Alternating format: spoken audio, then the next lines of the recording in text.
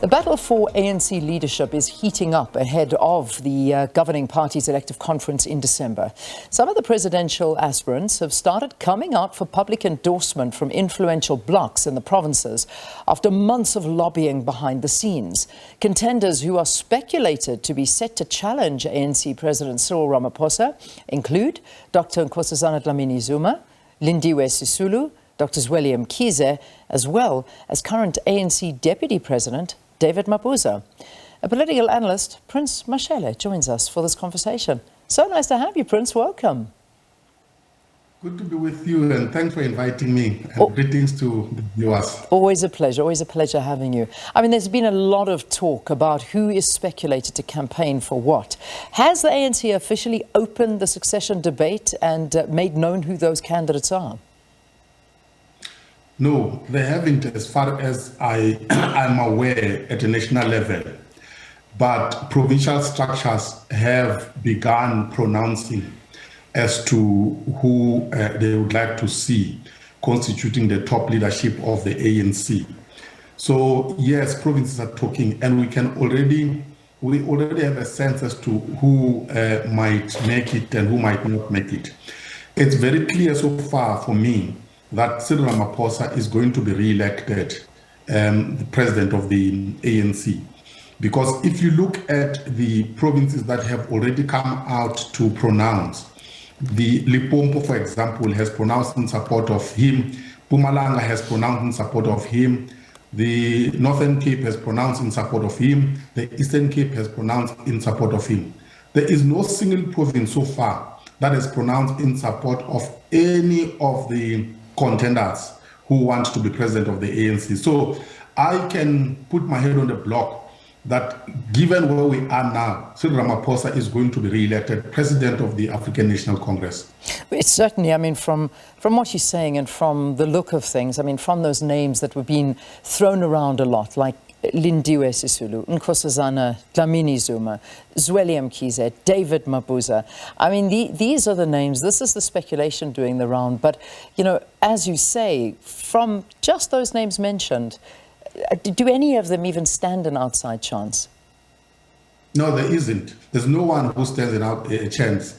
If you look at someone who possibly could stand a chance, but this person tried and failed, is Dr. Nkosazana Dlamini-Zuma.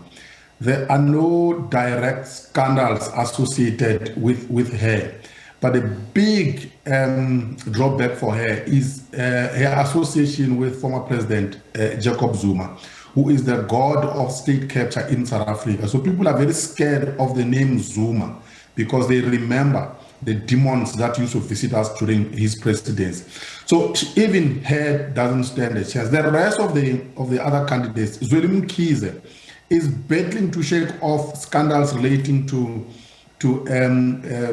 tenders while he was health minister and many other scandals. David Mabuza also is not trusted by anyone in the ANC and outside the ANC. I've never met, and I've said this before, anyone in South Africa who trusts David Mabuza. So he has no support anywhere in South Africa and is not trusted. Lindiwe Sisulu has been trying. She's been wanting to be president of the ANC for years. And her tactics are so dangerous. She upsets public taste.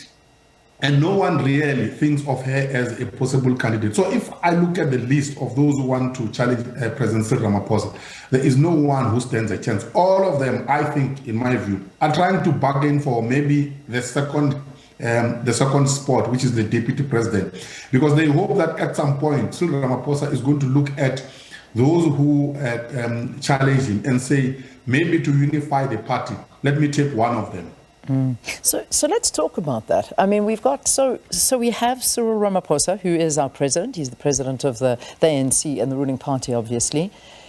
How do you feel about him jumping into this position again for the second term, if he does, in fact, win with the ANC in the next general elections, and we have Cyril Ramaphosa as our president going forward? Let's talk about this. I mean, what rating would you give him so far? Look, that appears set to win as the ANC's president is a sign of the depth of leadership and political bankruptcy of his party, the ANC. If you were to look at an objective scorecard, there will be very little to show that Cyril Ramaphosa has made progress either in the ANC or in South Africa.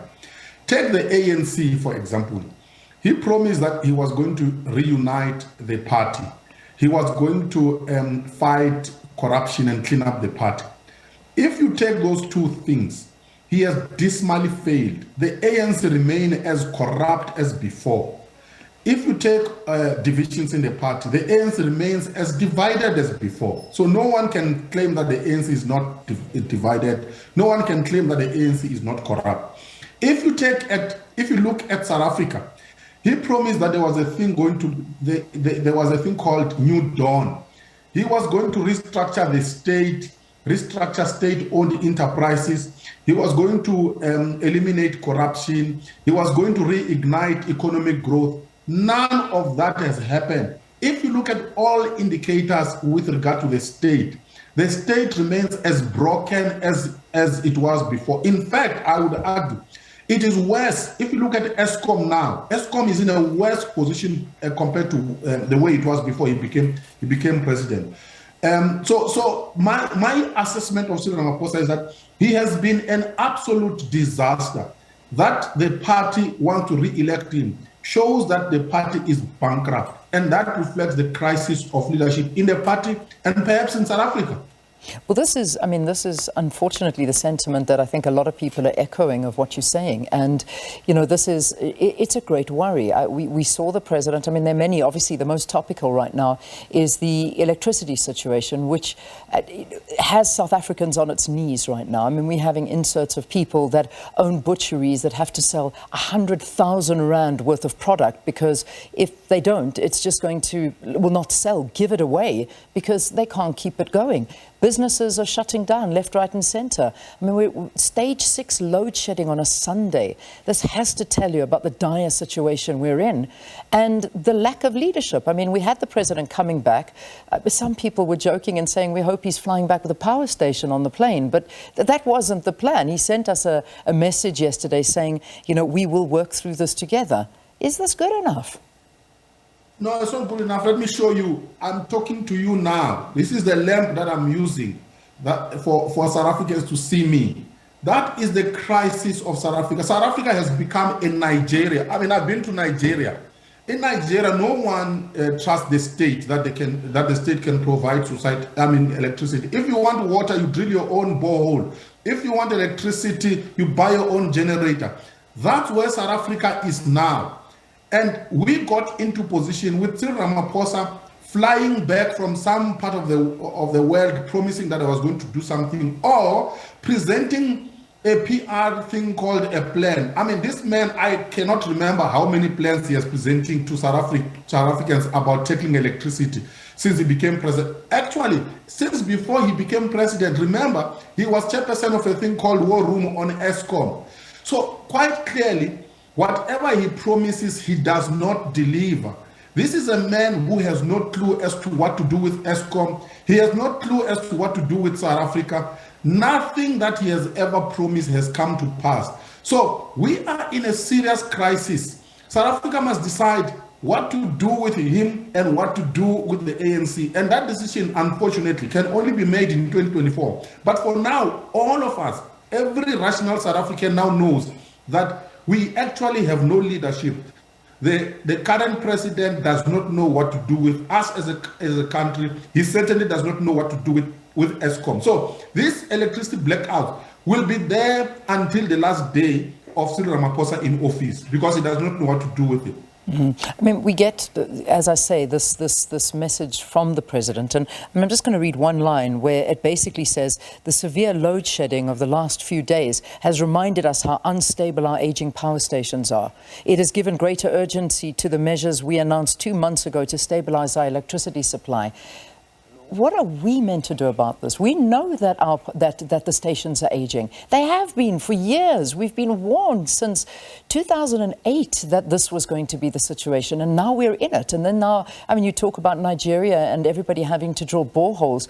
It seems like we're not far off from that situation either, where we could be on the brink of a water crisis. Everything, everywhere we look, things are failing us. And yet we talk about this promise of investment coming in, and the president saying how Americans are investing in us, and this company is investing in us, and we launched an ambitious plan to get 1.2 trillion rand in new investments. But where's it showing? And that's the big question. How is your life improving where you're literally sitting with a little thing in front of you to provide light? I don't know, but my life's not improving either. Look, I have traveled, fortunately, all over the world, and I've traveled in Africa. I laugh, and it's really sad. This is not a laughing matter, it's a serious matter. This is what happens in Africa. When a former liberation party collapses a state or a country, what you hear is rhetorics and rhetorics. You hear more rhetorics. So if you were to listen to Mnangagwa in Zimbabwe, by the way, he promises the people of Zimbabwe glory, heavenly glory, when everything around has already collapsed and everyone knows that their lives is not going to improve. That's exactly where we are now today in South Africa. The ANC has totally failed. It cannot even run its own office, by the way. Lutula House can't even pay its workers. So now it has now collapsed South Africa. Railways have collapsed. That's why we are having accidents of trucks on the road. The stuff that is transported by trucks that are causing accidents in KwaZulu-Natal, it's not supposed to be on trucks, it's supposed to be on rail. Why is it on the road? It is because the ANC has collapsed South Africa, they have collapsed our infrastructure. So I'm not surprised when I hear statements from the president. The only thing that is left with is a piece of paper and a pen. He can only dish out statements from the union buildings. What he cannot do, he cannot fix Transnet, he cannot fix Eskom, he cannot fix PRASA, he cannot fix our state. So the question is, what do we do as South Africans? Fortunately, we live in a democracy. We must simply vote the ANC out of power. This is not a time, by the way, to mince our words. We must call a spade a spade. The only option left for South Africans now is to kick the ANC out of power, install a new government, and start afresh. If South Africans don't do that, I am telling you, there will be no country to talk about when the ANC is totally done with the project of collapsing South Africa.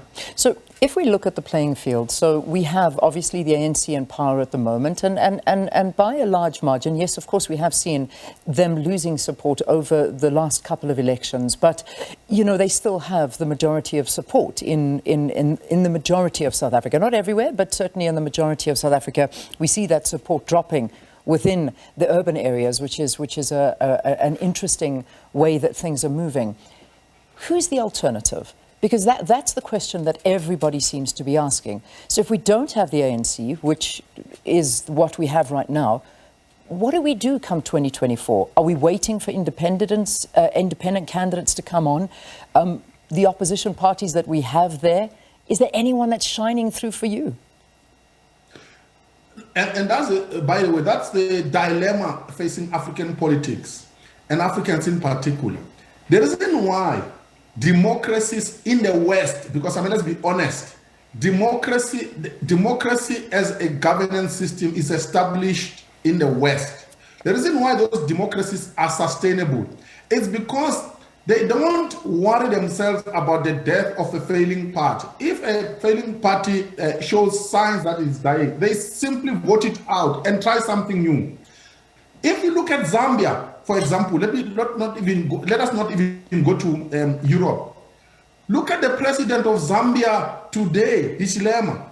He doesn't come from an old established party. This is a former businessman who stood up and said, my country is going down, I'm going to raise up my hand. And the Zambians have voted for him and is president in Zambia as we speak.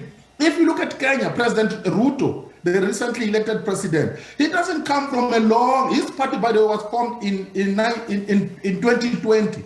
So South Africans must forget about this idea that there will be an old party that can be an alternative that is sitting somewhere. They need to work with the material they have. In other words, they must try the DA, they must try the EFF, they must try Action SA, they must try Inkatha Freedom Party, UDM. Those are the parties that you have in South Africa as alternatives. By the way, if you vote them in your majority, they will become a government of South Africa. Who knows? They may even govern South Africa better. I mean, let's be honest. The Western Cape is the best governed province of South Africa as we speak. Every study, including those studies that are conducted by the ANC government, they cannot avoid that finding. Even when you are in the Western Cape, you know and you can see all around you that that province is better governed. Why can't you try a party that is governing the Western Cape better?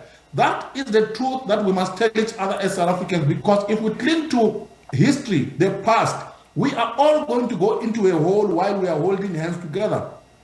Prince, one final question to you. You talk about aging leadership. We're talking about what the ANC did stand for and the fact that they are governing right now. But let's look at, just as a final closing point, the younger leadership that are coming up the ranks.